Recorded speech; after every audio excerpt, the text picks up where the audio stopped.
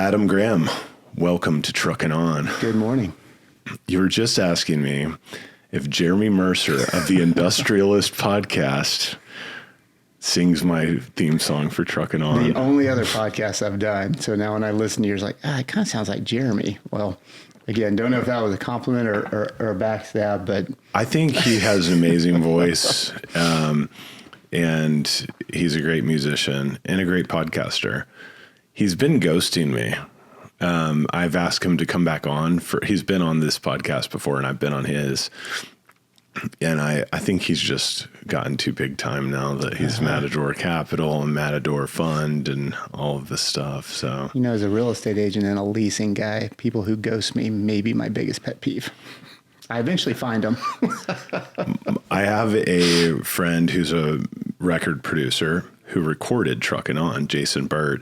And we always talk about we want to be the kind of people that everybody texts right back. You know what I mean? Like whenever you need something, whoever you go to texts you right back. Like right. That's a good way to be. And Jason, I mean, like, you know how it goes. Like it's sometimes with your friends are the ones that sometimes get dropped. Sometimes, I mean, I don't know. Maybe. I try to text everyone back. I'm okay. It doesn't have to be immediate, but just in our world and just as common courtesy, even outside of work. If you're busy, I get it. Or even just send me a text. Hey, I'm busy, but let me call you tomorrow. Yep. It's that easy. I definitely do not have the read thing on my phone. But I think that's a good little checker when it says read or read. Yep. You can tell someone's seen the text. So then it's like they've got to respond. I don't know about that, but I'm not real good with technology. That's a thing. You've been married. You've been married for a while, but it's like a thing in the dating world that they put you on read or read or whatever. I don't know which one you say because I'm still figuring this out. And that means, they see your text, but they're not responding to it. So stop texting them. Another way to track you. What is it? It's like they put you on read. I think that's it. That's the slang. Gosh, I need to Urban Dictionary it. All right. But yeah, man, I recorded the Truckin' On theme song, and there was a band called Speed Trucker. Do you remember them? That sounds familiar, but no. They were pretty big in Dallas, like when we were in our early 20s. Okay. So, they were one of my favorite bands, and my band used to play with them all the time. And they had a song called Truckin' On. Okay.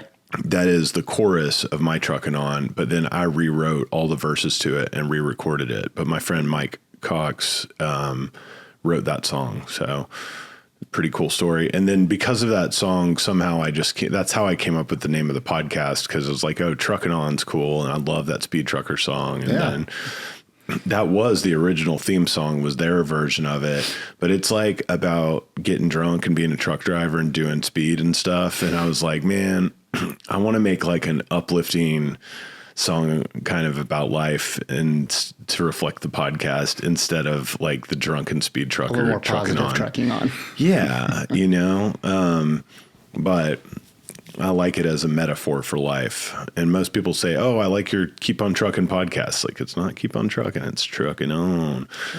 So welcome aboard. My second Lee and Associates guest of the week. Man, you've had Grable on here too. 4th overall. Okay. Nathan, that's right. Yeah.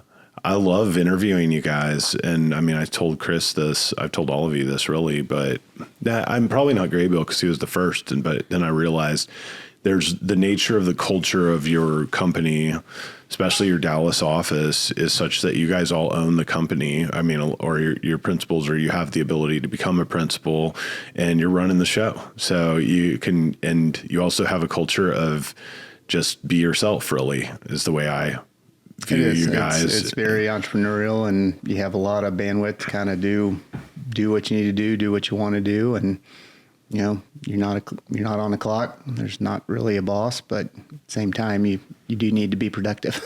Yeah. And I think a lot of commercial real estate companies have that aspect of the work, but then like talking about like life or being real and doing things like that, I think there's some fear in the more corporate environments about having those discussions. More so versus working at a Lee and Associates. Well, and I would tell you, I would think the majority of the the folks who work with us, me being one of them, I don't think I could work in true corporate America. There's just so much red tape, things that we'd probably get in trouble for. Yeah. And as a group, you always kind of get reminded of this when we just recently had a broker outing that we do every year, always in August, which I don't know why we do it in August because it's so hot. But, for the most part, in addition to just being colleagues and working together, like, we're friends. I mean, we hang out with each other. When someone has a birthday and someone has a big party, they have their friends from high school, college, but they invite a lot of the folks in their office because we're all kind of buddies outside of work too, for the most part. And there's different, levels age-wise, but yeah, I mean, it is a very unique culture. Yeah, that's cool. I like to think that Colliers obviously allows me to have this podcast where I've talked about everything I could possibly talk about on here. Right. This guy, I do yoga with a guy who is he's a real estate investor in some retail stuff, and he listens to the podcast, and he's like, I bet you just drive them crazy with your podcast. And, I might, but they've never said anything to me about it, and they just let me do it. So I think I'm also like grandfathered in. Yeah.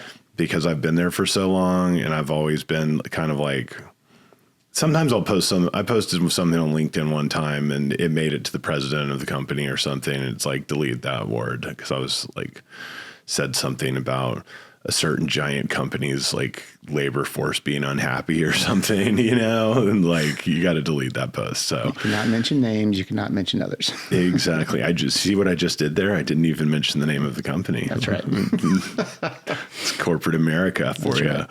Right. But man, great to have you here. You were one of my first people I met in commercial real estate, like doing industrial real estate. Down in the slums of Brook Hollow. We worked the same market. Yeah.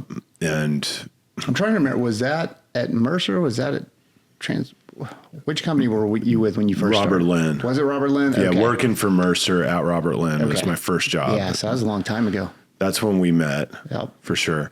Dude, I have like a funny memory, like super random, of doing a building tour with you. Did you buy a BMW from Conrad Madsen? No. Or something? I swear there's some conversation about that it's just like... Well, going way back those first couple years, which looking back, it is pretty comical. I started out with, at that time, so I mean, this is 20 years ago, right? I mean, that's how long we've kind of been doing it. It felt like the industrial broker car was like a black Tahoe. There, like Jason Mosier had one. I had one. I feel like, or some kind of Tahoe. Then I did buy one of Ken Wesson's old cars, which was a BMW. Okay, maybe that's what it was. And from there, which looking back, being pretty young and still just going out and knocking on doors every day, probably had no business driving that around. The other piece of that dubbed a nickname that has stuck around for a long time. I don't hear it as much anymore. There's only a few people, actually, in Conrad Madsen still, when I bump into him, he will pull it out. Gray Bouchelon over at Naveen. Don't see him that much anymore, but the few times that I will bump into him, he pulls out every now and then Grable. But I got deemed the chairman, and this is like at age 26 or something. Yeah. And it stemmed from, we had like picture day at the office when we first started Lee, and I had on this pinstripe suit, kind of a bold tie. I had that BMW, and I used to smoke a lot of cigarettes.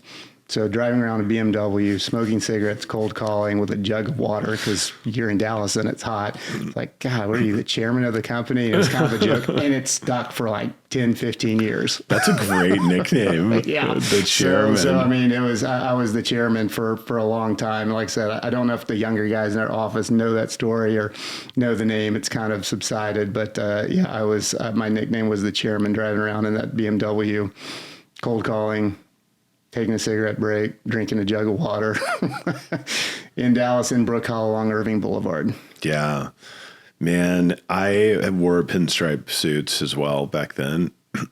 Jeff Mercer was like the king of the pinstripe suits too. He would wear those suits every day, and he drove a BMW.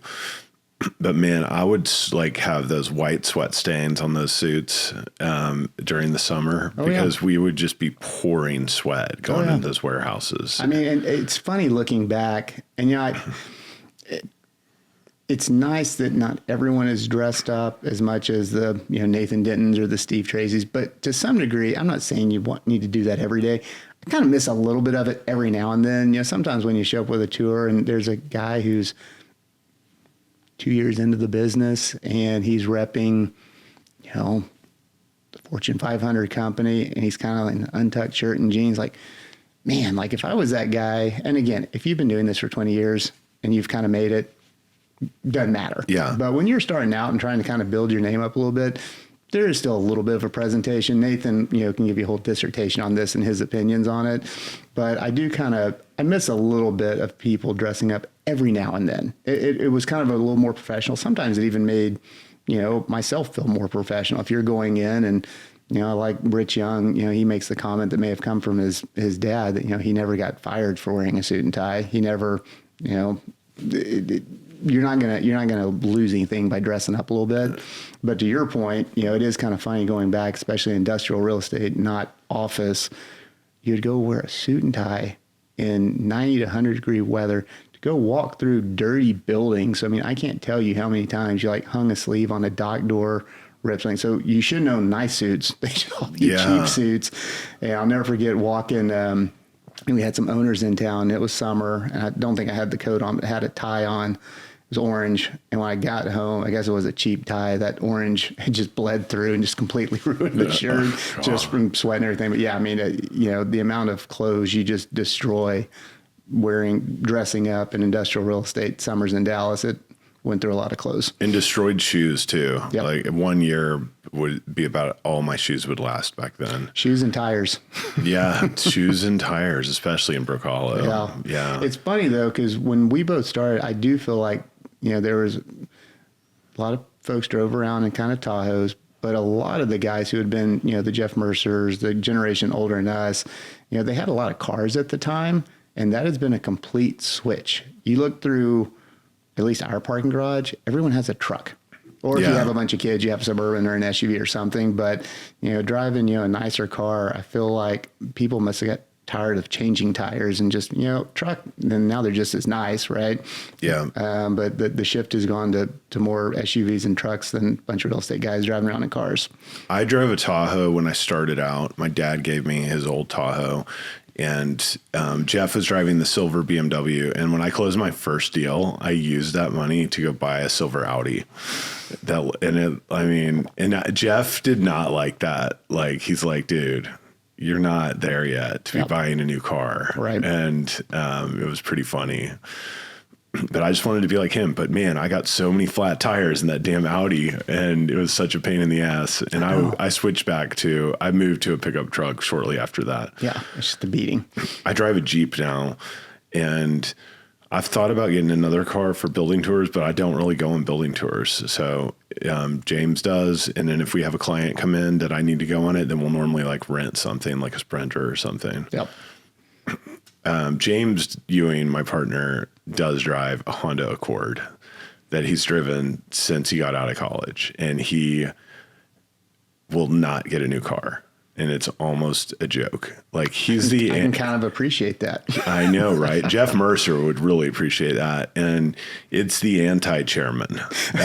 And I think he's just like, you know, I think it's going to be a thing where he's going to be just like, he's on a path to surely like be out producing me soon, because he's just real estate Mensa. But I can see him being like 40 years old and dominating the profession and driving his same Honda Accord, just like out of general principle. Accord? Yeah. Okay, so you at least can fit a few more people in there. Yeah. And I got in trouble for it when he was really early in the business. Like, he was probably 23 or something and driving the same one that he does today. And James has been like promoted faster than anyone that I've ever seen in Dallas at Collier's before. Like, he's just got right in it. He got the business and has crushed it. Yeah. So cool. And even then I trusted him. Like really early, you know, somebody has it, they have it, like that. It's just a gift. And I knew that. And I've always trusted him, like from a very young age. And we had a big client come into town to go tour like land sites in DFW. Cole had his wedding, and he normally was handling building tours at this point. I'm not good at building tours, period. Like it's just not what I do. It's not my business. My business is like overseeing the macro of what's going on in North America and processes and those kind of things. So I'm just not in the Dallas market. Like I will get lost if I have to go take you to tour like 7 buildings in Alliance, even if you put the coordinates on my phone, like, cause Dallas changes so rapidly with all the development. So I had no business driving on this tour anyway. I had COVID, so I couldn't go. Cole was gone. He would have been fine to take this group on a tour. So James takes him on a tour, Fortune 500 company. He was wearing a coat and tie, or at least a coat, I'm sure. But the broker, it was an inbound deal from Colliers, and the broker called me after, and he was like, what in the hell are you doing having me tour around with this guy in a Honda Accord? My daughter drives a Honda Accord. And he was not happy. So they had like another tour the next day, and I called Chris Teasdale to take over and help us with it. It was like, Chris Teasdale will be there tomorrow. But sounds like y'all's team just needs a touring vehicle. It's just it's a team car. Yeah. Or a team van. That's a really good idea. Cressa has that. I hang out with Damian Rivera over there a lot, and he's mentioned they have like the Cressa Sprinter van that's all decked out. Have you seen them tour in that? I have, and I think JLL has one. Whenever they have some of those big corporate guys in town, or maybe they rent one. I think Staubach. Maybe that came from Staubach. I mean, they're all ex-Staubach people. But yeah, a couple of those groups all have Sprinter vans for just that reason. That's a good idea. And they have a driver, which honestly, that's even better because you can still talk where you're not worried about where you're going. I mean, I've done 1 or 2 tours, and this is actually with landlords, not with tenant rep, where we've hired a guy to drive around so you can actually discuss whatever you're looking at, when you're touring a portfolio, and it's actually a good way to do it. That is a great idea. And yeah, I need to just suck it up and buy a Suburban or something and just put it up at the parking garage at the office. And like whenever you've got a tour, take the yellow Suburban. Yeah. Make it memorable. Yeah. We're going to put Truckin On logo on the side. There you go. The hit single sung by Ward Richmond, not Jeremy Mercer. In parentheses, not Jeremy Mercer. I'd love to hear what that duet sounds like, though. We should do a song swap, Jeremy and I, and then we can do a podcast together. I like that idea. Jeremy, if you're listening, if you're not too big time to listen to my podcast now, we need to do that. Okay. So tell me about the Adam Graham story. And I know you've done this on his podcast too. So, tell me a little bit about growing up. I like to do ages 12 to 22 and what happened in that time frame, that really you consider like shaped you into who you are today, or just any good stories. Yeah. 12. Where are you in 12? That's like middle school. Did you grow up in the same place? I did. So I grew up in Longview. So, smaller town. And even more than that, went to the same school from kindergarten through high school. No accent. Not early in the morning. Sometimes after 5 o'clock, it might come out a little bit. Alcohol will bring it out. That would happen with me. Yeah. It does come out at times. But yeah, it went to a small school. Yeah, I graduated with 19 people. Was it a private school? Yep. Small private school. And mom taught school there, starting in 5th grade, had her as a teacher. All my siblings had her as a teacher. A lot of our friends all had her as a teacher. But yeah, I mean, it actually was a great place to grow up. Going from there, I got accepted to UT in Austin. So, it's funny. Everyone always asks, well, I mean, gosh, wasn't that such a change graduating with 19 people? And then, you go to classes at some of those big universities and there's 300 people just in your class. It was great. It was just something new, something different. I will say, I'm trying to think of how to kind of make this a little bit different from, going back through it all on the other podcast. I think kind of answering your questions on just childhood, things that shaped me. I will say probably being the oldest of 5 kids has a lot to do with that. There's probably quite a bit of just the way I grew up having to figure out things a little bit more for myself versus, I was always envious of friends I had who had older brothers and sisters. For sure. You get to college and like, oh yeah, I'm going over to my sister's house, or I'm going to go borrow her, washing machine to do my laundry, and then we're going to come back, and all your older siblings, friends, and it's a lot easier step into different portions of your life, which I didn't really have. But the flip side of that is I kind of figured it out on my own. And then, with my younger brothers who went to Austin as well, they knew all my friends, and they did kind of have that easy. They knew my buddies. Yeah. They started hanging out with, some of my friends' younger friends. I mean, there's pros and cons to both, but I think that that did shape me multiple levels of my life. And even, then after college, you come to Dallas, you start trying to figure out what you're going to do.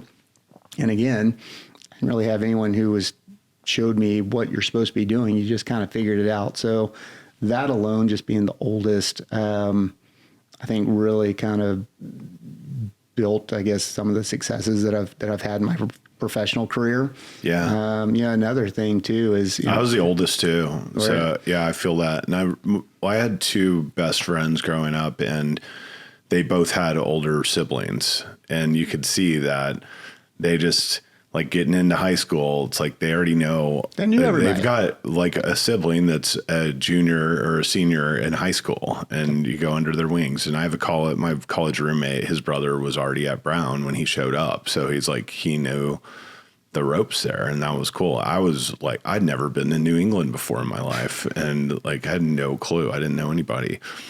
But yeah, that shapes you in a way where, yeah, like most things that kind of suck a little bit, like they pay off also when you go through that, right? Yeah, for sure. So that's cool. Yeah. So yeah, so that was great. Another thing that I was kind of looking back, before coming on here, what are some other things? I actually hadn't really thought about any of this for a while, but let's see. I guess when I was in fifth grade, so my parents got divorced when I was in fifth grade. They're both very much around it. It's funny. My parents actually, I guess they even from high school to college to even now, everyone still gets along. We went on family vacation this summer with both parents and their significant others. So it's a really cool thing. So that was cool. Back then they were cool. Back then, there were probably some, not as friendly times, but they were still always around. And, myself and my younger brothers and sisters, that was the main focus, whether they got along or not.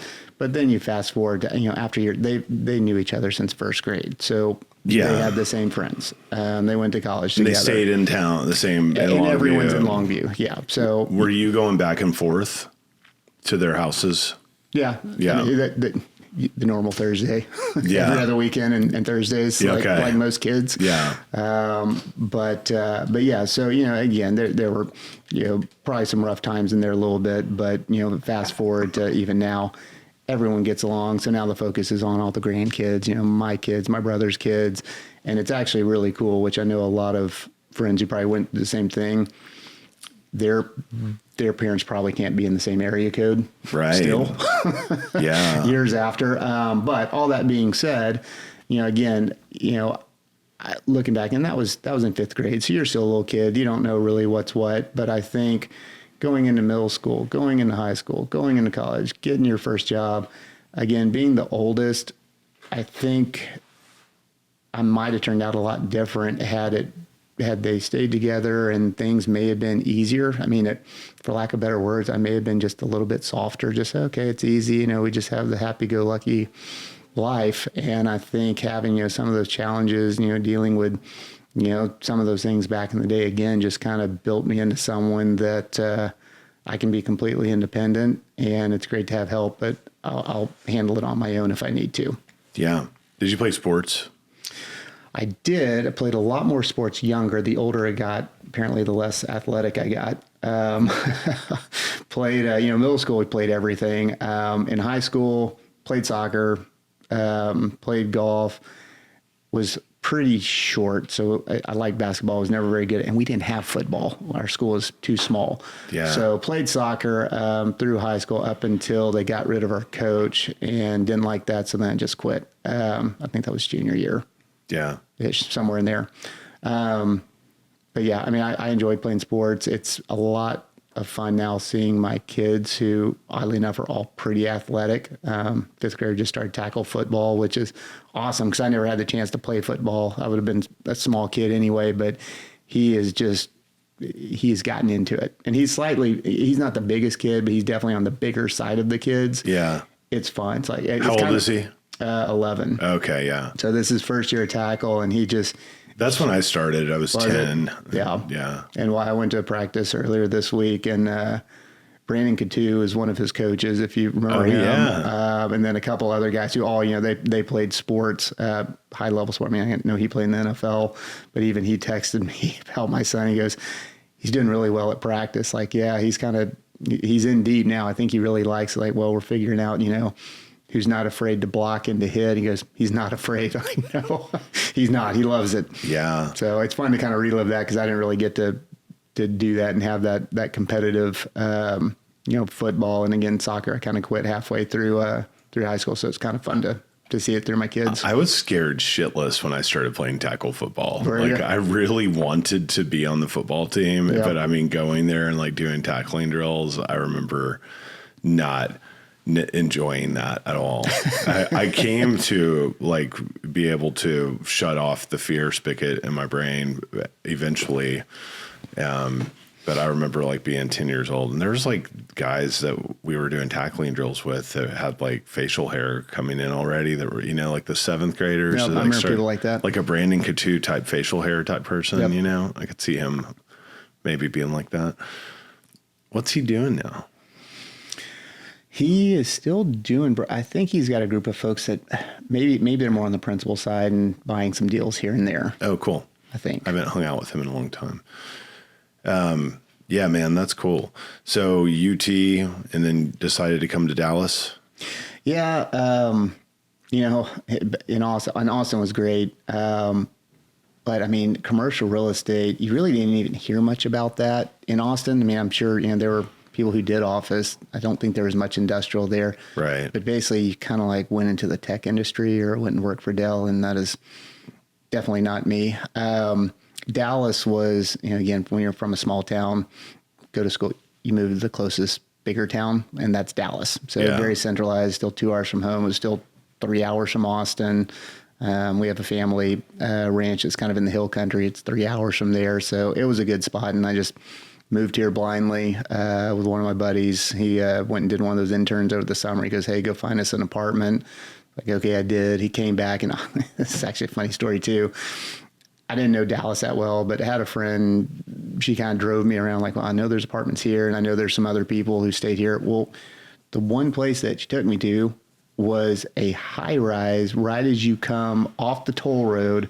There's that building that Bradford used to own, and right next door is this like high rise. I think it's condos now. Where? A toll road? Like if you're coming south, right as the toll road ends and turns into whatever, there's an office building on the left that Bradford owned, and it's the building right next door. And so, again, coming from Longview and living in a bunch of, crappy houses in Austin, it's like, well, that doesn't look like something I can probably afford, which, by the way, I don't have a job yet. Yeah. There were some like Gables apartments that were just your typical 2-3-story apartments in front, and they were more expensive. So I went in, and I mean, I guess this was my first real estate negotiation in Dallas. It's like, so how much are these? It's like, well, they're $1,600 a month. Like, okay, well, appreciate it. Can't afford that. Well, we might could do it for, 14.5, like 800. I think it went down to like $1,200. Like, okay, so $600 a person. Like, that's pretty close to what I was paying in Austin. Like, all right, I bet we can do that. And so, we signed the lease. I'm sure my parents had to sign on that with me too. My friend's parents moved all this stuff in. They're kind of looking around like, what did you do? And then my friend comes back from Alaska or wherever he was. And he goes, what did you lease? Like, we can't afford this. Like, I'm telling you, it's the cheapest thing I found. It just happens to be really nice, but it was on the top floor, partially overlooking downtown. I mean, and he's from Wichita Falls, by the way. So it's two small town guys. And like, we feel big city living. Yeah, it's like, hey, I know neither one of us have a freaking job yet, but this is pretty cool, right? It's like, yeah, we're going to get kicked out in 3 months, but yeah, this will be fun for a couple of weeks. Wow. But we ended up figuring it out, and I ended up staying there for a couple of years until I think they started selling them off as condos and kicked us out. But it was First couple of years in Dallas were a lot of fun. And what was great in that little pocket is, you just kind of parked your car after you got back from work and you walked everywhere. Or I guess at that time, you may take a 5-minute cab ride, but you didn't really drive. You just kind of walked, and that's again Where would you go hang out? The Stoneleigh P was right around the corner. Oh, yeah. So that was easy. But, back then, that's when McKinney was real popular. There's an uptown pub, an uptown bar. Yeah, like the West Village area. Yeah, there. basically kind of from, where the Crescent was all the way up to the West Village. They all changed names 100 times. Primos and like the Loon and all of that. Yeah. Definitely remember the Loon. But yeah, it was great. You just kind of walked everywhere, and most of your friends who moved there or new friends you met through work all kind of lived in that pocket. Seems like everyone's a lot more spread out now, but it was a great time. And it sucked. That first job when I started with Bradford, I was actually in the Stemmons office, which was up in Carrollton, like off 190, even though my market was Brook Hollow. So I lived right next to where I worked, but being young, you still had to go to the office. So I'd go drive 25, 30 minutes, at 6:30 in the morning to get to the office, and basically drive right back by my apartment to go knock on doors. Had a place for lunch. I was doing the same thing. I lived in Deep Ellum, and then I lived by American Airlines Center, and would go into the office and come back home.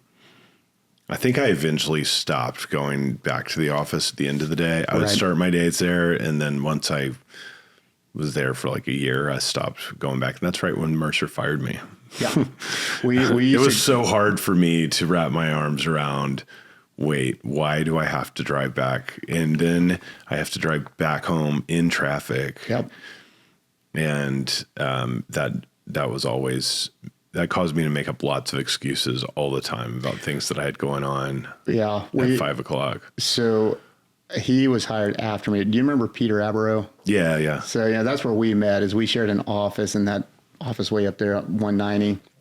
And, and that's the other thing too, is, you'd work, and there's a different mentality, I think, when we started versus some of the younger folks who are starting now. You got there in the morning, and that's just kind of what you did, whether it made sense or not. That's what you did. Yeah. And you didn't leave if kind of whoever your boss or superior, like if they're still in the office, like never in my mind would I be like, well, I'm kind of done. I'm kind of tired. And I would leave before, like Ken, or at the time, Greg Nelson, was like, you just wouldn't do that. Right. Even if you were, mentally drained and couldn't do anything else, you didn't leave. Read the newspaper. Do something. Yeah. Pretend you're doing something. But what's funny is I had Brook Hollow. He kind of had Northwest Dallas. And, you'd still go out almost every night. You're still just right out of college. So, you'd still stay out until 1 o'clock in the morning. So some mornings hurt more than others. Again, you sucked it up and you still did it. Now, if it was really bad, my saying is I would not go in the morning, and, if Ken or Greg or whoever asked, like, I had an early morning show in South Dallas. Yeah.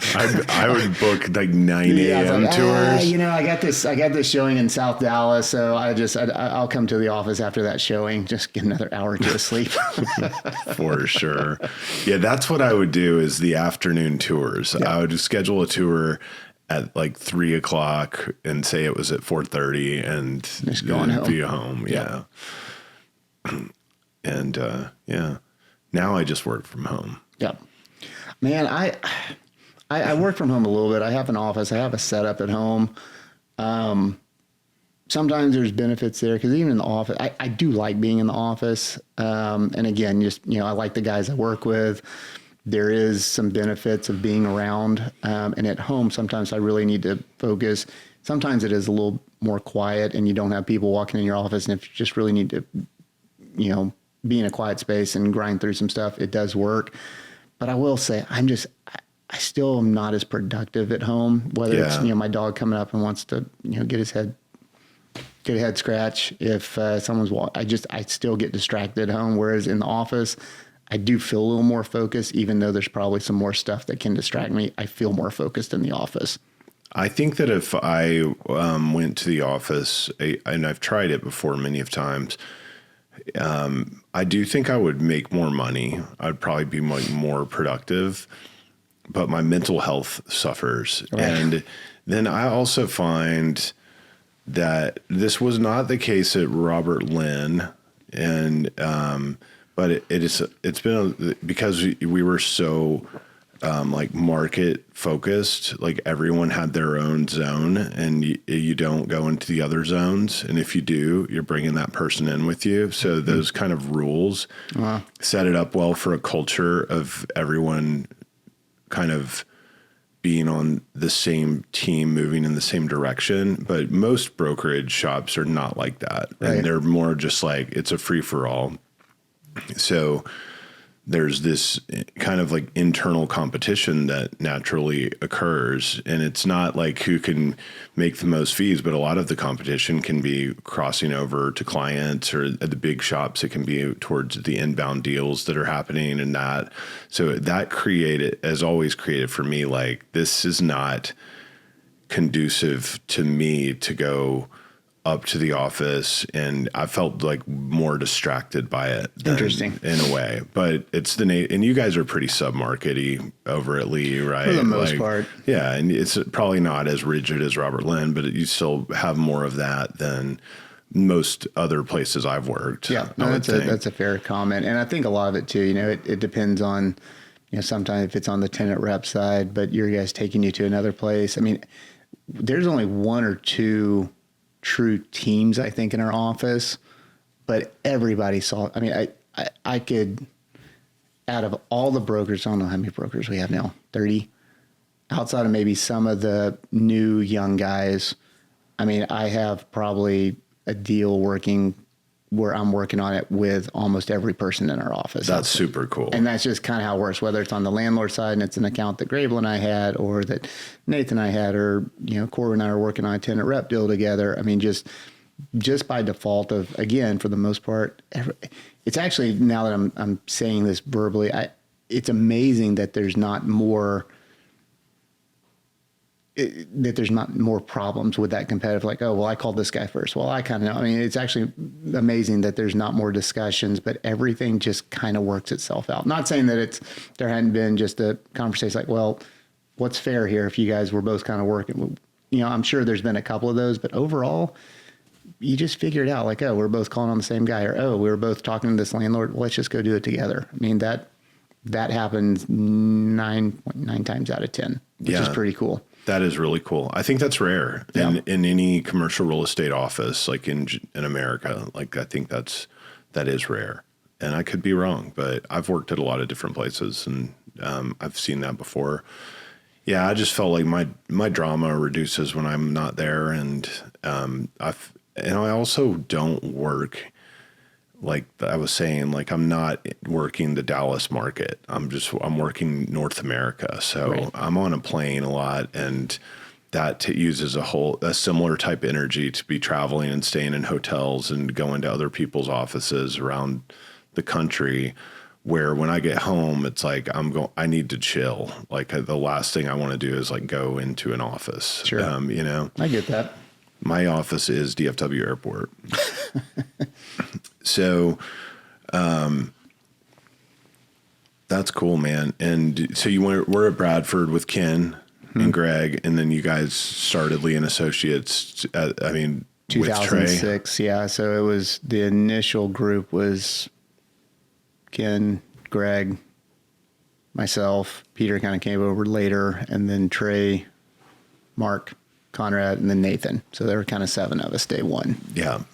Kind of when was that? 2006? 2006. Yeah, that's the year I started at Robert Lynn. Okay. Yeah. And when did you meet your wife?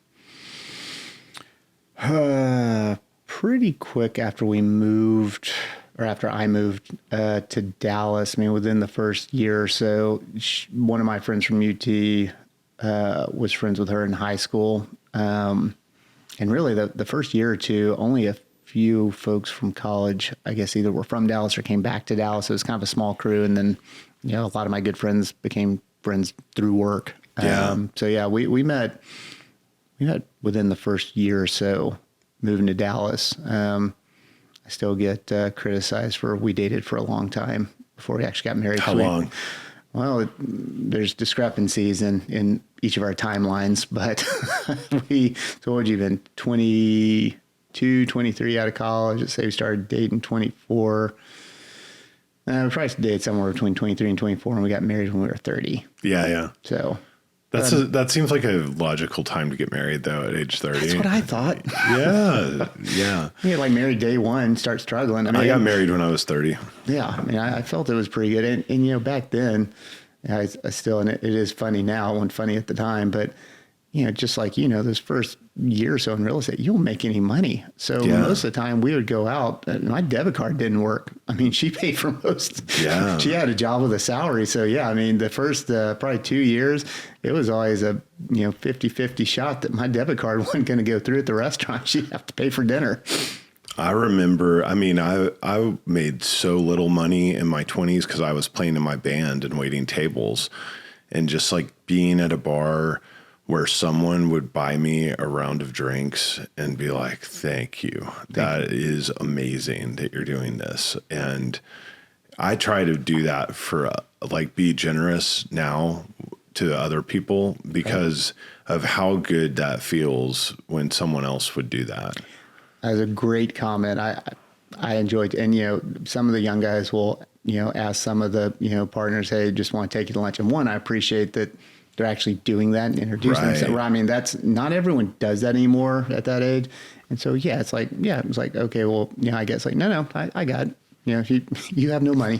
Yeah. I appreciate you being, you know, aggressive and, you know, getting to know the other folks in your shop. So yeah, I'll never forget when I first moved to Dallas, there was that bar at the bottom of the Crescent. I think it was called Bonash, something like that. Yeah. Why on earth I mean, I guess I was close to my apartment. Well, I don't know why we even would go there, but went there with, you know, some friends, some other Dallas people. I remember I ordered a Miller Lite and it was $5. I just remember thinking, oh shit, like I'm going to be able to drink 2 of these. Like, cause that's all I got coming from, you know, dollar beer nights or whatever in Austin. You know, that you didn't pay penny more pitchers. Well, you didn't pay more than $2 for a beer in Austin. So yeah, so that was actually one of my first memories of moving to Dallas. Like, oh man, am I going to be able to afford this place? And then that also reminds me, you know, I don't know what you were told when you first started, but the spiel that I got that still kind of remains true. It's just the amounts have now kind of doubled or tripled just given where we are in the market. But you know, first year, you don't make any money. Second year, you know, you should make enough that would be kind of like a starting salary. By the third year, you know, you should be making okay money, but somewhere between 30 and 40. I mean, that was kind of like, it's kind of a 3-year. Like you should bust $100,000 a year by the third year. That's right. And that's kind of the rule. And that was, and it's funny because everyone kind of got that same pitch, I guess. Yeah. So I think it was the tax year of 2006, because it would have been at least, that would have been the jump from Bradford to Lee. So 2007, I get a call from this guy. He says he's with the IRS and that I'm being audited. And it was kind of weird. Like, who called you? I mean, it felt like a scam. And I kind of listened for a while and then hung up like, I'm going to need this, and this. I'm like, okay, that doesn't sound right. And they called again. And it's still just, I called an accountant and he even said, you know, they generally would send you a certified letter. Something feels kind of fishy. You know, I wouldn't pay any attention to it. Okay, that's easy. Call one more time, and you know they're trained to be intimidating, and so I don't remember what the last conversation was. So I had to get to the bottom of this, and so looking back, I was actually kind of proud of myself with my cold calling tactics. I looked up where the Internal Revenue Service of Dallas was, and it's in some federal building, you know, in downtown Dallas. Looked it up, drove down there. Went up to the floor that said that's where the IRS agents are. Hit the elevator, went up. It was a hallway. I'll never forget it. It was a just long, dark hallway. Every door had a passcode thing on it. And some lady just happened to, you know, walk out of one and was walking down like, hey, do you know if so-and-so works here? She goes, oh, you know what? I believe I do know who that is. Hang on. That's when I puckered up. I'm like, oh shit. This is real. Yeah, this is real. And a door opens about 2 minutes later. And I mean, it's just exactly what you would think an IRS agent looks like. Short, bald guy, glasses, kind of nerdy. And he walks up, he's not that big of a guy. And he goes, I'm so-and-so. I'm like, well, I'm Adam Graham, and I think you're auditing me. He goes, okay, why are you here? I just remember I didn't know what to say. It's like, I was just kind of making sure you were real. That's the only thing I could come up with. I said, well, man, I'm sorry, but like you just called me on the phone and said you're auditing me, and I don't know what's going on. You didn't send me a certified letter, all this stuff. Basically what people have been telling me. This is why this is fishy, and you're not getting all this. And looking back, it's kind of dumb that he would have come out. I mean, I could have been a crazy person with a gun and blown him away. I can't believe he actually came out, but that's how you get to the bottom. To make sure you're being audited by an actual person, you just go cold call the, federal building where the IRS works. But yeah, it was interesting. And it's funny. I did actually get audited, and he sat in my apartment, not consecutively, but 2 full days.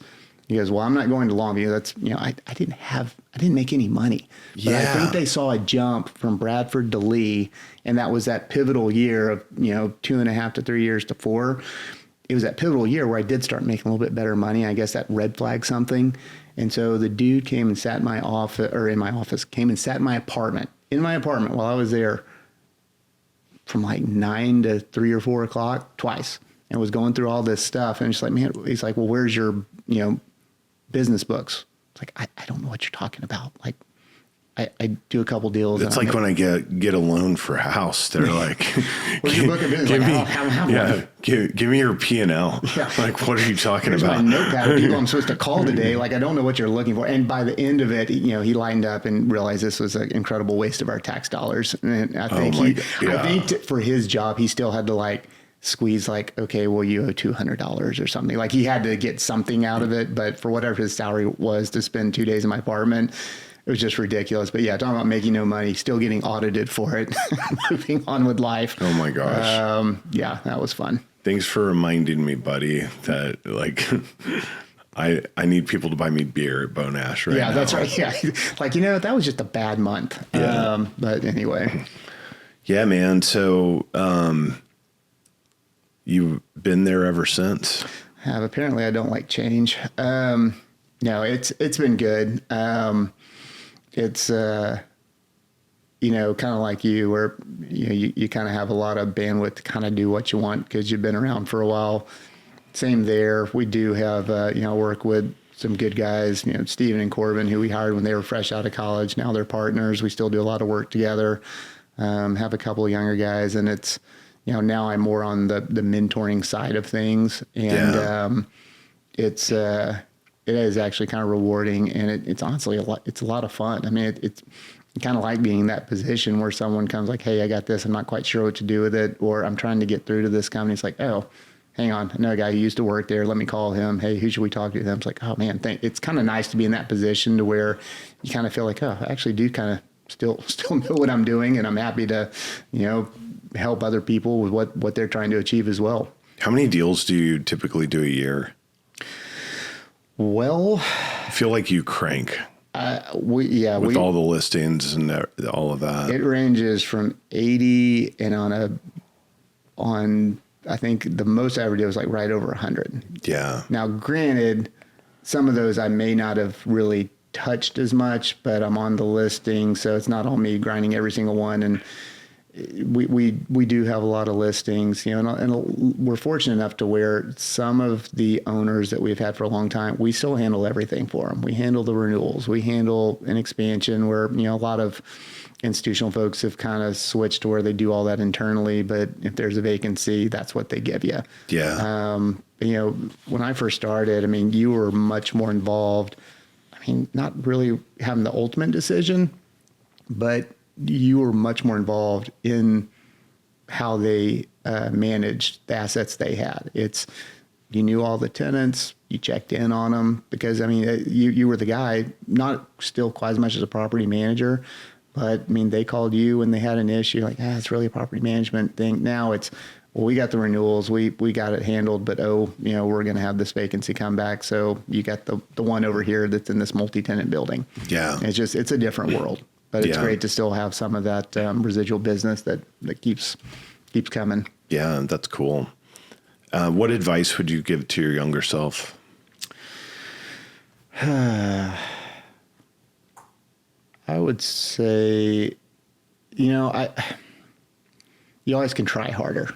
I think I've done okay. You can always work harder. You can always try harder. And I think the biggest thing I would say is when I was younger, maybe trusted myself and had a little more confidence. And what I mean by that is the first kind of part of my career, I probably relied a little bit too much on, my mentors or people I worked with that were older. I was great at working deals. I would grind through deals. But I always kind of rely on them to kind of pick up the business. I would be with them, or, hey, we should call on them. Come with me to call on them. Yeah. I feel like I always need to bring someone on. I need help picking up stuff. Well, you have these relations with these landlords.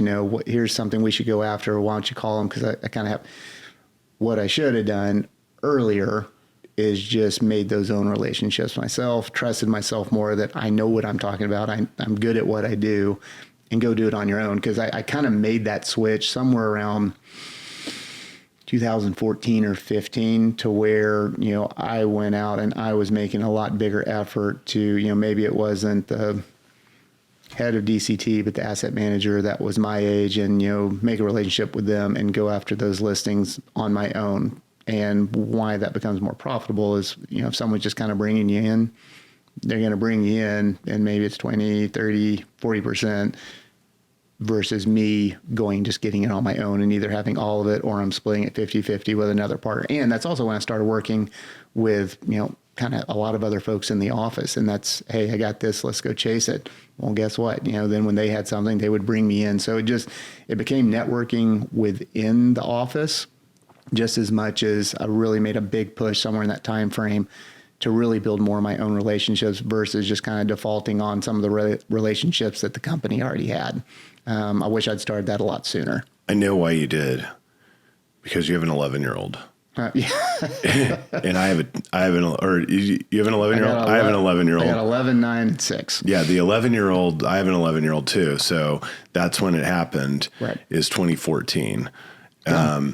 And I had a major shift in my work ethic when I became a father. Yeah. And I actually was I had many good years, and then I had one really big client that I'd picked up in like 2009, and they sold in 2010, I think, or 2012 maybe, or something like that.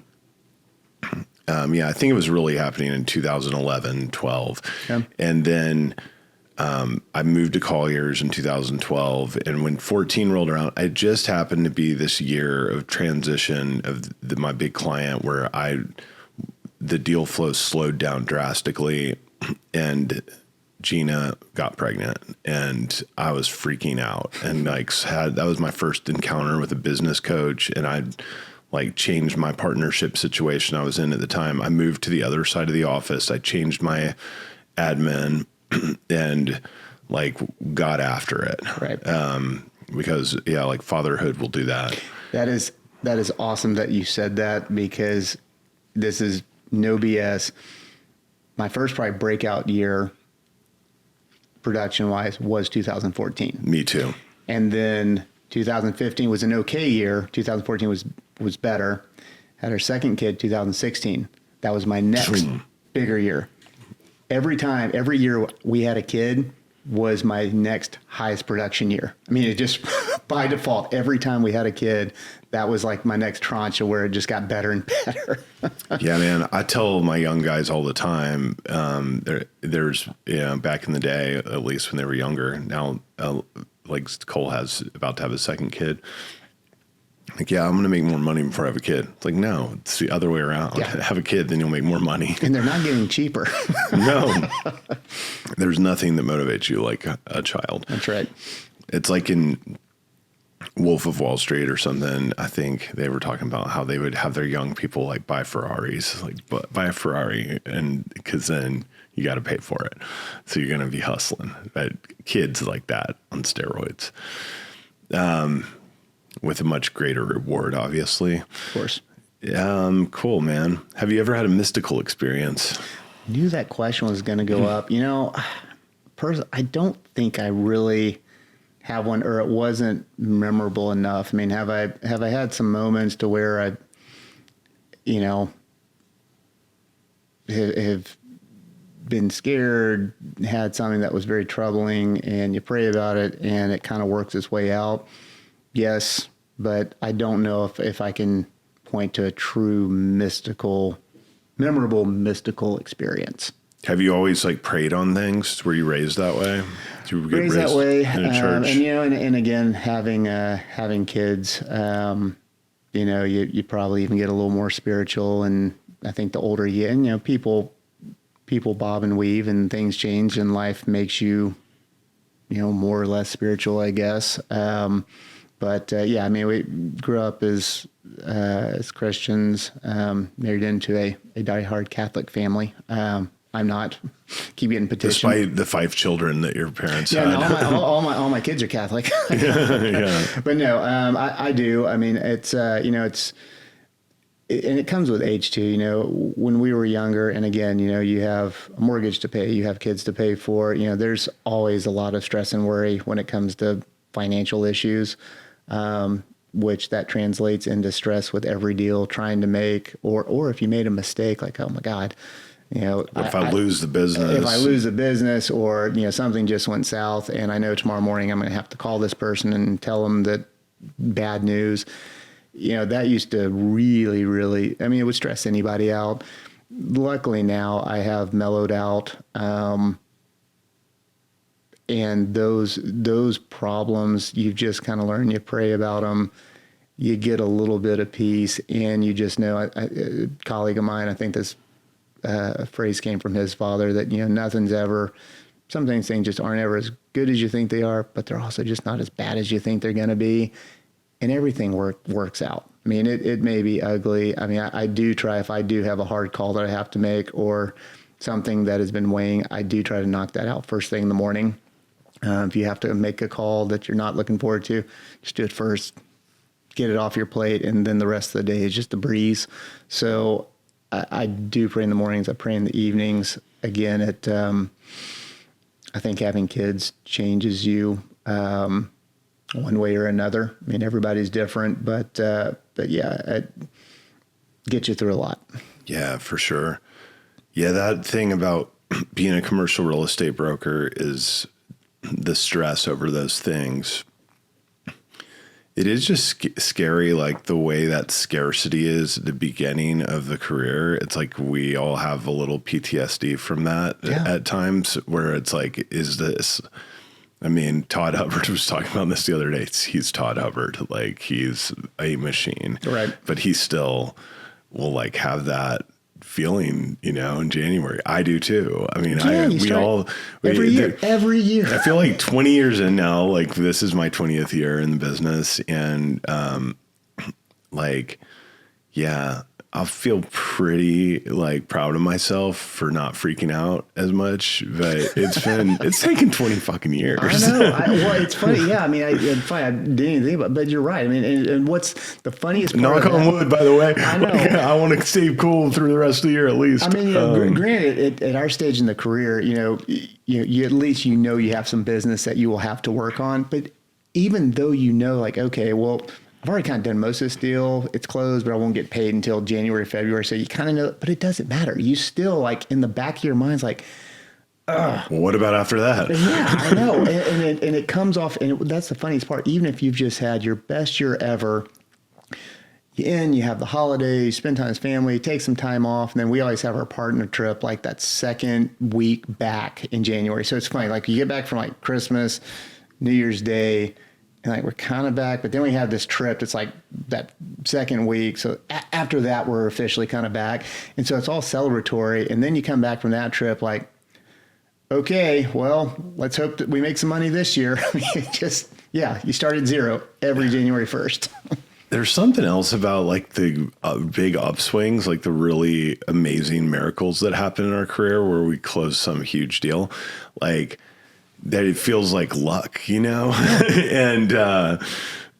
and like almost like not deserving of it or something, like this on these feelings of unworthiness or something set in. Like, I don't know what that is. Yeah. You know, I two of my bigger deals that I will close this year. It's actually the same client. And I know our younger guys, see this like, okay, well, I hadn't seen Adam in 2 days. And it looked like he played golf yesterday or whatever, Well, we're out here grinding it out and, he just closed 2 big deals. Well, these 2 deals are coming from a colleague out of state that I actually had called on one of his clients like 10 years ago. And he goes, well, this is our client. I think actually Robert Lynn was representing them trying to sell some dumpy building in South Dallas. Asked them if they ever wanted to make a change. They did. They hired me. I got the building sold for them. And so, occasionally I'll get some inbound business from him. So that, these 2 deals started 10 years ago. Yeah. I mean, that is the luck. I mean, you put yourself in a place to be lucky. And, the young guys, I don't think quite fully understand that yet. But yeah, I mean, sometimes you do like, okay, well, man, that was great. I didn't even, reach out to him, but this just kind of came through. You talk about maybe a mystical experience, like maybe that's just it's kind of one's like, man, I don't know what I have on basically my business pipeline that's going to save me this year. And then you get a call, hey, remember so-and-so? Yep. Well, we have a renewal coming up and we need more space. And we're back. Those are the great mystical experiences. Yeah, so they happen all the time. So they're little, but they do happen often. And you say you kind of feel guilty. Sometimes a deal just comes together real quick and it's a good fee. It's like, I don't feel too guilty because there's too many that I've grinded out. Got nothing. And got zero or got completely hosed on. So there's a balance to the universe and I don't feel horrible. I don't dwell on those. And I don't feel like I got anything too easy on the other side. Yeah. I've gotten really good at just not being being like emotionless when deals do not go through. Yeah. I would say like, it's just like, oh, well, of course it didn't go through. When a deal happens, like when these deals get done though, I get like really excited. Yep. And then the opposite occurs. And it's like, the withdrawal symptoms. I need to be more supportive to some degree with some of our younger guys. I mean, because they're going, this is what happens when you've been doing this for 20 years. I mean, you're just kind of thick skinned now and you can't let stuff bother you. And it does need more. So we've done it. And, we'll have some guys like, this guy lied to me. It's like, welcome to real estate. Get back out there. Yeah. It's just part of it. And yeah, it used to really bother me and you take it personally. And now it's just kind of, man, well, that was a bad one. Let's get out there and see what happens tomorrow. That's funny. Yeah. I interned at the Staubach company and I didn't know that. Yeah. And I was playing in my band like every night of the week during that time. So was this a boy named Sue?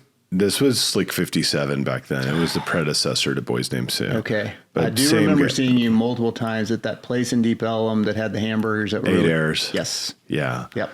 Yeah. So I was playing at 8 Airs multiple nights a week when I was like 19 years old and interning at the Staubach company.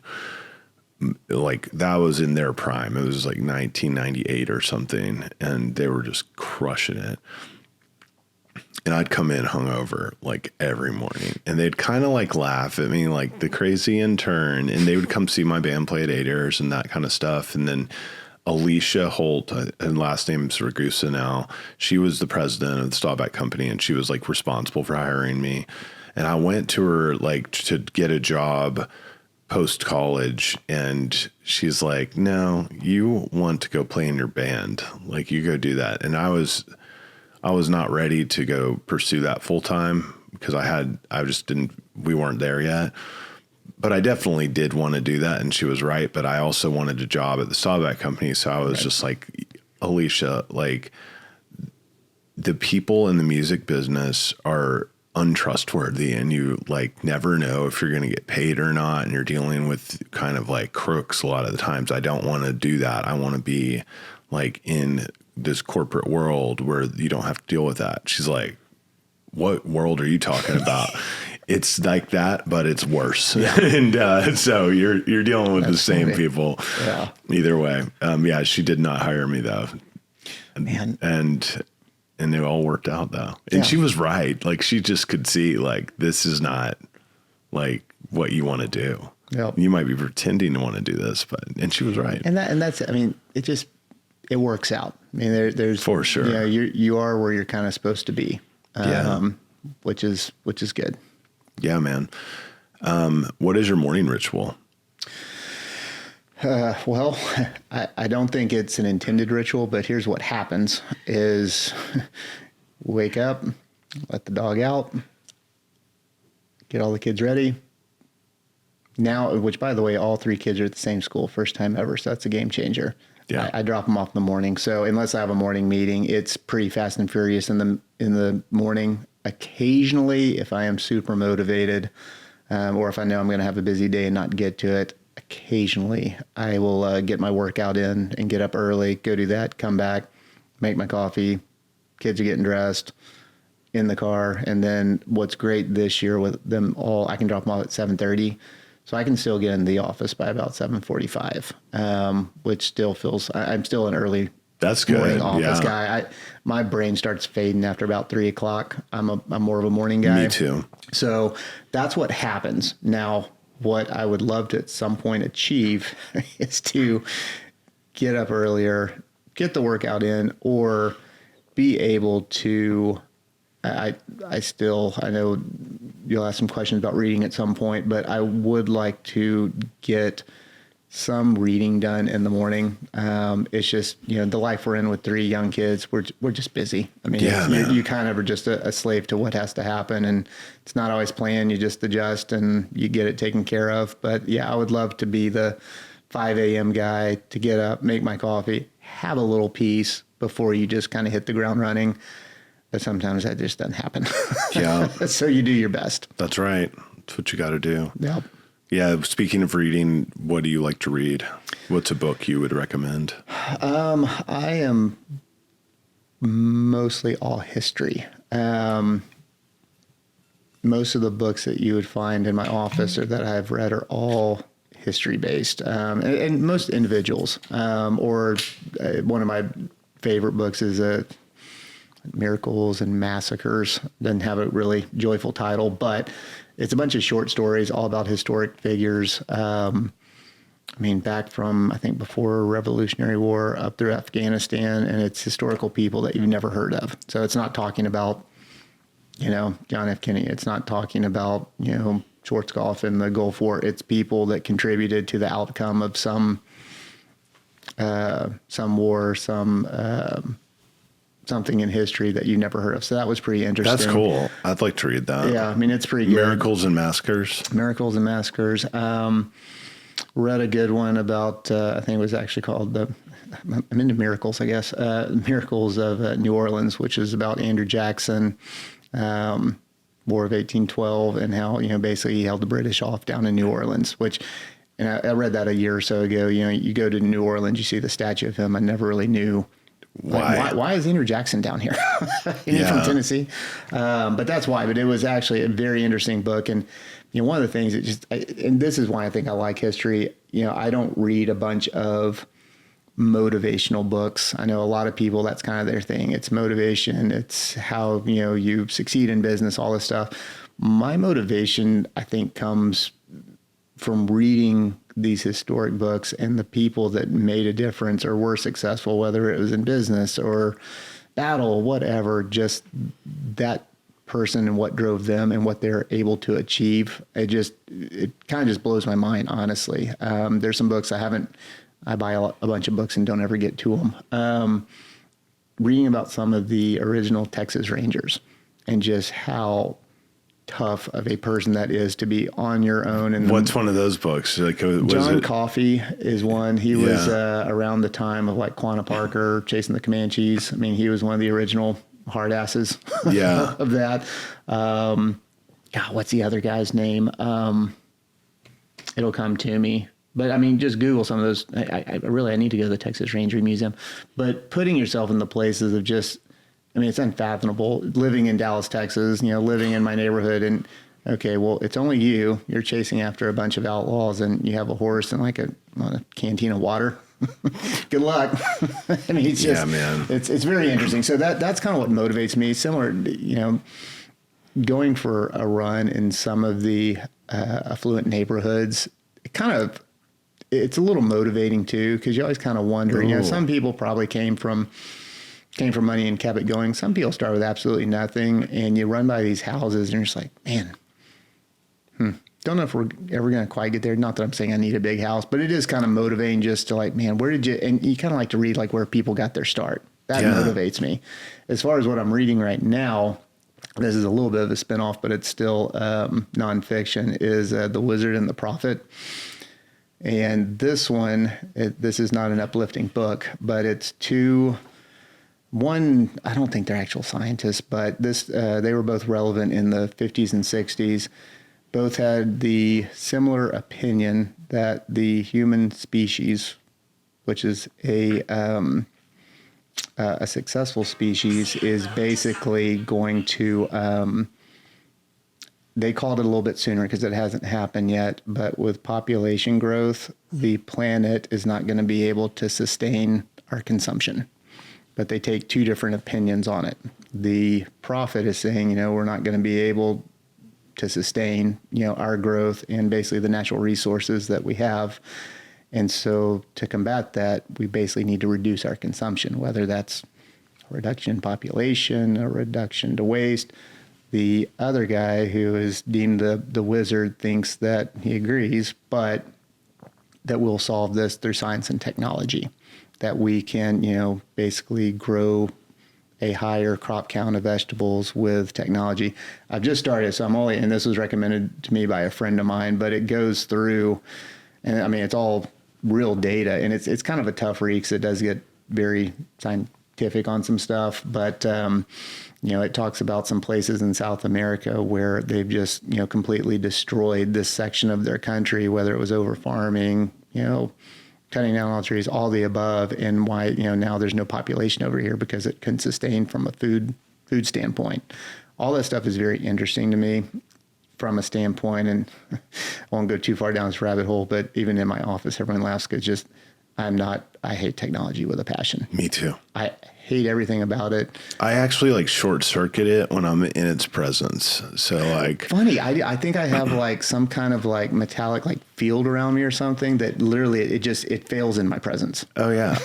I mean, my email will not even open up on my computer this morning, and I wake up really like stupid early in the 4s or the 3s sometimes, and I can't call Colliers IT because that's when I do all my work, is in the middle of the night. Yeah. Because so we find this is our connection of this. I hate. Yeah. Oh yeah, I'm with you. So I'll take this rabbit hole even further, and I read a lot of books, kind of just on this. But what I believe the answer is human evolution, which I believe is through spirituality. Okay. And expanding the usage of our brains and the capacities by which they can work. And I believe that's possible. And I think that all of this technology up to this point in time has been like very necessary to get us here. But now we're in a place where we're having to do less and less and less. Gone too far the other way.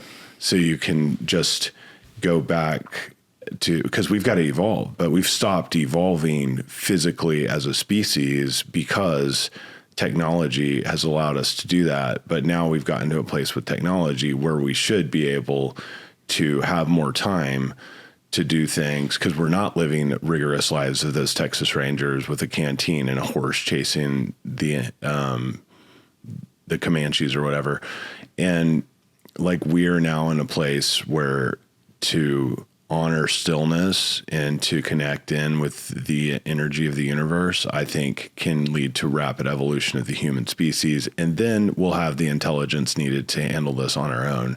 But the technology is just freeing up the time to be able to do that. So that's kind of, and I've read lots of spiritual texts on this topic, right. Like, and that's the path forward. And that's why, like, I practice that, like, for hours a day, stillness, meditation, and breath work. See, the technology, as a whole, I mean, going even back, I think it's kind of like politicians. I think if you go back and look at some, whether you agree with them or not, they probably started getting into politics for the right reasons and wanted to make a difference. And then money comes into it and they all become corrupt. Going back to, Steve Jobs with the iPhone. It's like, hey, this is a great piece of technology. It will save you time. You can do all of this on it. Well, it probably started out with good intentions. Now it is absolutely crushed communication, socialization within a home, within friends, everything. I mean, it is now, actually, I think Nathan had this rule in his house, which I've tried to adopt in my family. You know, if you're sitting at the dinner table or if you're out at dinner, there's no phones at the table. Yeah. Like keep it. And again, we're all guilty of it. Out at dinner for sure. I mean, and honestly, you know, I mean, when we, I've had friends, and this is what I take friends out to our ranch. I remember going out there when I was a kid, and when my grandparents were still alive, you know, it would be for opening hunting season. He had 3 really good friends that would come out there, a couple of their sons, which had been like my uncle's age, and then us. No one had phones. I mean, you sat around at the table or there was a bar at the ranch house, and you just listened to stories. Like, I mean, I didn't even talk. I mean, I'm 10 years old. You wouldn't talk. You just listen to all these stories. People talk, they'd come up, they would laugh. It'd be great. Now you go out to any restaurant, you look around at families, they don't even talk to each other. They're sitting on their phones. I mean, and again, and we're all guilty of it. I mean, my wife and I will put the kids down, we'll lay in bed. I'm checking some emails. She's probably looking at something. And like, we haven't said anything in 30 minutes. Yeah. You know, you make an effort to put it down. So what started out is probably a pretty good idea to benefit or save time has gone completely the other way that I hate with a passion. And now, you know, we're getting into AI, whole nother thing. I'm sure, again, through science, you know, medical industry, there are some great benefits to why it was created. Yeah. We've already, I think, started to go too far to where now it is this, it's completely removing cognitive thinking from everyone. I mean, a guy in our office just used it to create a pitch for some corporate tenant rep service. And I mean, it did all of it. He like put in some things, it created the verbiage, it created, I think, the actual slides that he printed out and put in this book. And he goes, boy, that was easy. He goes, I hadn't put a single thought into it, and this by far just made me dumber, but boy, that was easy. Yeah. So the time that you're mentioning saving, it is, but I don't know if the trick is with the time you're being saved, are you going to be productive that time? And I think at this point, most people are not. Yeah, that is the trick, is the discipline around it, the usage of it. And I read not motivational books, but I'm reading Atomic Habits right now. Atomic Habits, okay. Which is really good, and it talks about that. And I just posted this on Instagram yesterday. That he said, like, most people scroll social media for 2 hours per day, which sounds pretty average. I believe it. But then think, like, that's 600 hours a year. And, like, think, what can you do with 600 hours? Yeah. So I think it's all about mindfulness. This goes back to my theory on meditation, because the meditation, you're setting aside time to be still, and that helps me to think of creative ideas, and then to go recognize what's holding me back from executing on those creative ideas. And if you have this ritual in place every day to just sit in stillness, then it's like God delivers, or the universe, or whatever you want to call it, and gives you these creative ideas. And I mean, I'm like super passionate about lots of things, right? Like this podcast. AI cannot do this podcast. I mean, sure, you can ask AI, hey, make me a podcast that sounds like Truckin On with Ward, and like make fake episodes. Sure. But that's not the point of this. It's not to have a podcast. It's to have these conversations, you know? Right. So, but I'm disciplined about it. So, and it came to me through meditation. Like, I want to do this, and I was doing commercial real estate only, but it's like, no, I don't, that's boring to just talk about work and like the market and all these tactics and strategies and all of that.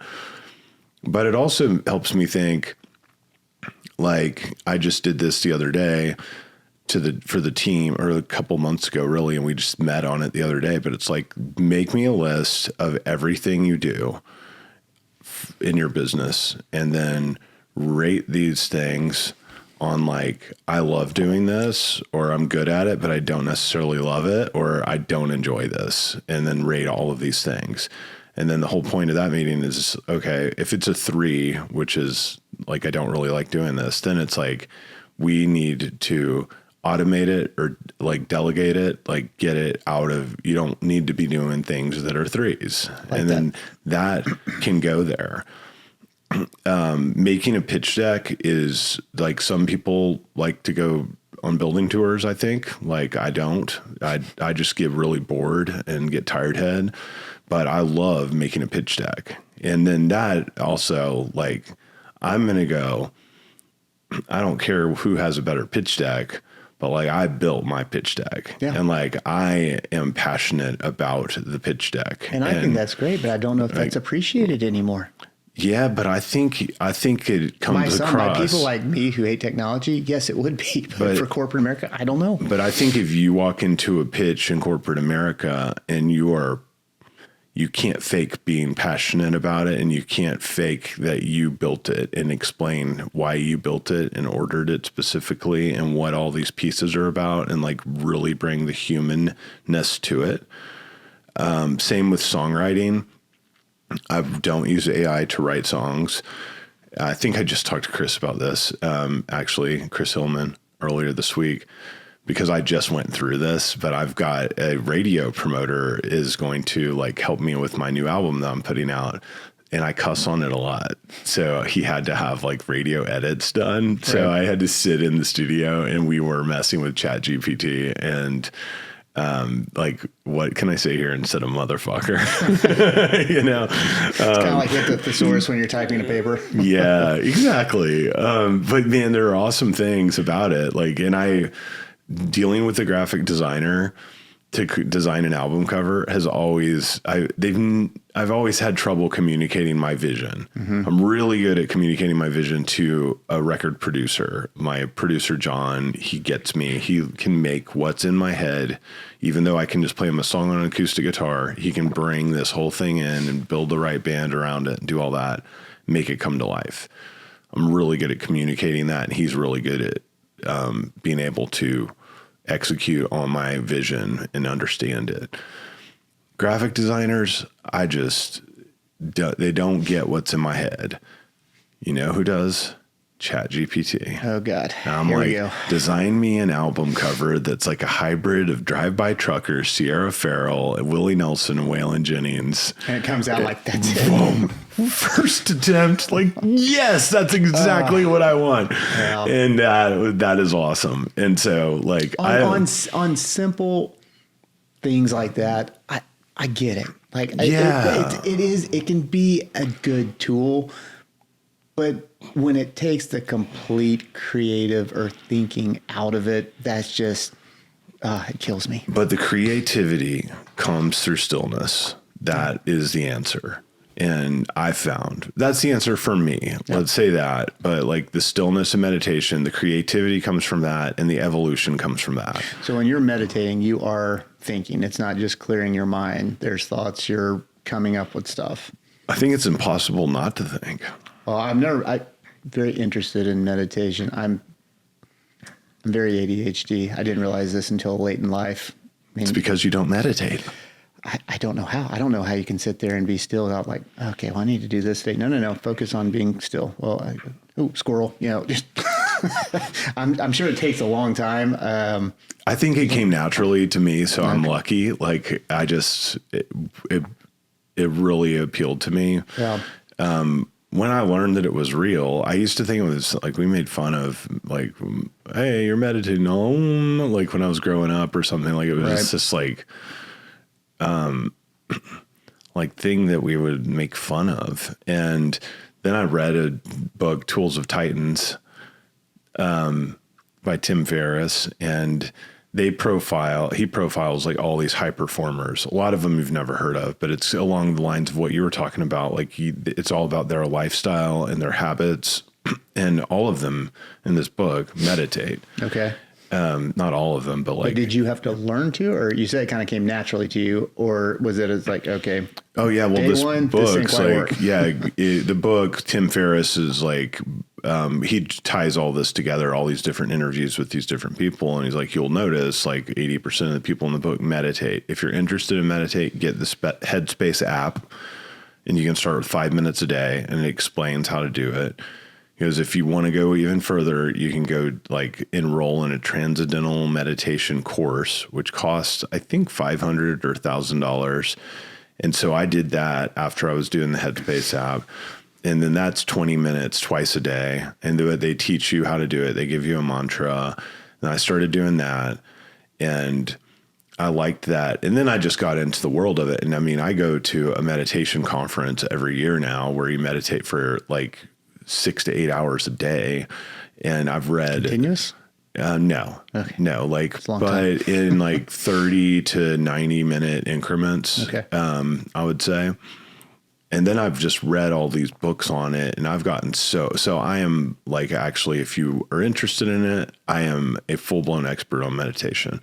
And I didn't understand the value of it even when I started doing it. I just started doing it because these other successful people all did it. And then I did it for years, and I still didn't really understand it, but I enjoyed it. And I enjoyed shutting off. I would mainly just do it on airplanes. So if I was on an airplane, I'd do the app and like get 5 minutes in or 10 minutes in. And then one day, like, it's like starting your commercial real estate career. 1 year, it clicks and you're like, damn, now I'm making $100,000. Now I'm making $500,000. Like, and you get it. And that's happened to me probably after doing it for like 7 years or something, like pretty steadily. So it's not, but once it clicks, it's just the same. Like it's a launch ramp that goes straight up.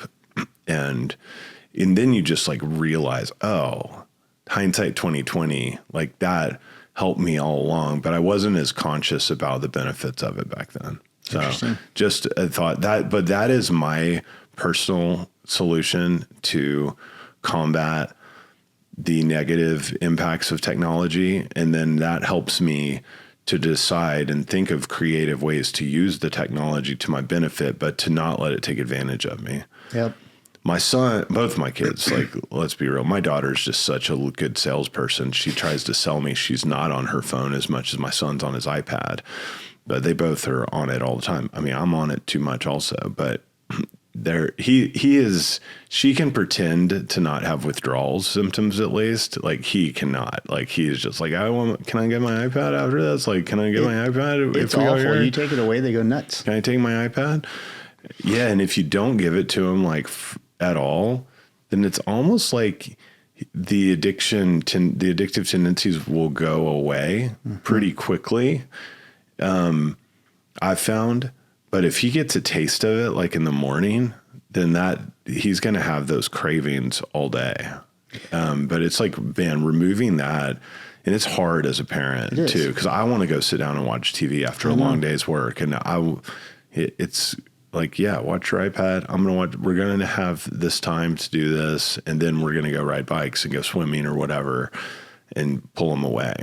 But I mean, what they miss, yeah, I mean, it is a whole nother episode, but I feel like this generation of kids just misses out on so much that I look back on that I think was just one, it built who you are, and it was great. And it also still, helped with your creativity. You had woods behind your house. You went out and built a fort. Now they build a fort on a video game. Dude. That makes me want to put my head through a wall. Or build a level on a built video game. That's what my son's into. Or sometimes they'll watch other kids playing video games. They're not even playing the game. They're watching a kid. I don't understand that at all. I do. My daughter's getting into bike riding now at age 11, where she likes to go ride around the neighborhood a little bit, like for 10 minutes. Right. It's okay. My son, I have to like force him to get on his bike and just ride down the block and back. I'm like, let's just do 3 loops, please. Just 2 loops. Right. Like, when I was a kid, all I wanted to do was get on my bike and be gone as late as possible. Yeah. Like, when do I have to be home? Okay. Like 7:00. Great. Like I'm gone. You just went and found stuff to do. Not all of it was good stuff. Yeah, there were some cigarettes smoked. We may have lit some stuff on fire. Yeah, for sure. What? I might have thrown things at cars. Came when you had to put it out. But all I wanted to do was get out of the house when I got home from school and go play with my friends. And that, that culture just does not exist. You don't see it. It's not like it's just my kids. It's like there are no kids out riding their bikes, jumping off of steps, of front yard steps and retaining walls and all that stuff. And that'll be interesting to see. The only way I can combat it though is like to personally try to embody something different and not, and like at least like try to personally like lead by example, you know, and that's all we can do. But there are benefits. I'm not like totally anti, but I don't know. We'll see.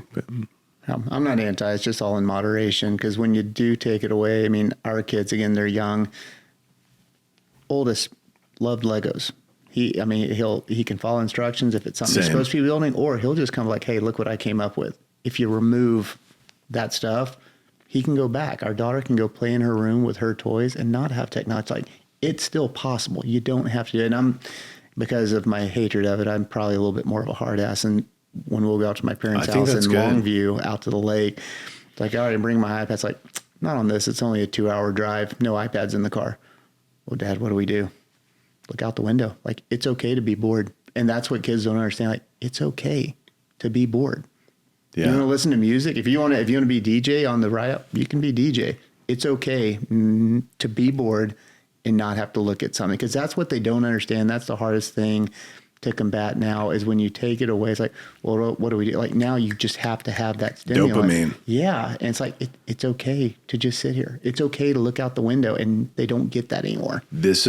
I make my children meditate whenever they say, I'm bored. Oh, really? Great. Let's come in here. Gotcha. And I'm going to meditate for 15 minutes. No, it's just like the bike ride with my son. He's such a little negotiator too. He's like 7 minutes.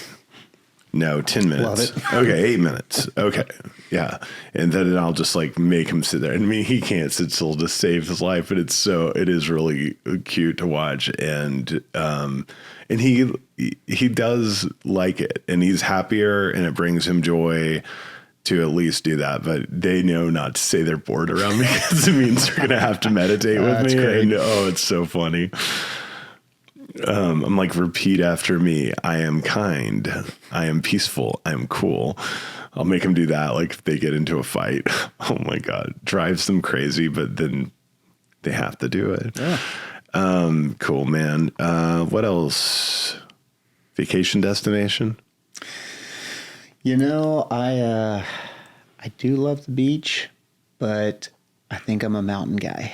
We live in Texas. We actually did both this summer, and winter or even in the summer, even better. You know, we sweat enough in Texas. I love going to the mountains. By default, we go to Colorado a lot. It's the closest. Montana is on my to-do list to get there. It's a little further away, but I've never been there either. I'd like to go. Yeah, it looks great. I know, the only downside of Colorado, it's not necessarily downside, but when you go on kind of those high traffic times, you're there with the rest of Texas. Yeah. I bumped into 3 or 4 people that I knew from Dallas. Like, man, not super, but that's one of those, sometimes you go on family vacations, like, okay, weeks long enough, time to come back home. I could wake up every morning at, 40, 50 degree weather, have my coffee, and go for a quick hike right behind the house. I mean, I'm never ready to come home when I go out there. So that's my go-to. That, or honestly, my other happy places. Again, I've mentioned it a few times, I guess, on this podcast, but just our family ranch in the hill country. Yeah. I'm from a small town. I love Dallas, but if I don't get out of the concrete jungle often, I go a little crazy. Crazy. You've got to go get that. Going out there, we have a great patio, has a nice view, and just sitting there is, I guess maybe that's my form of meditating. For sure. It sounds like it.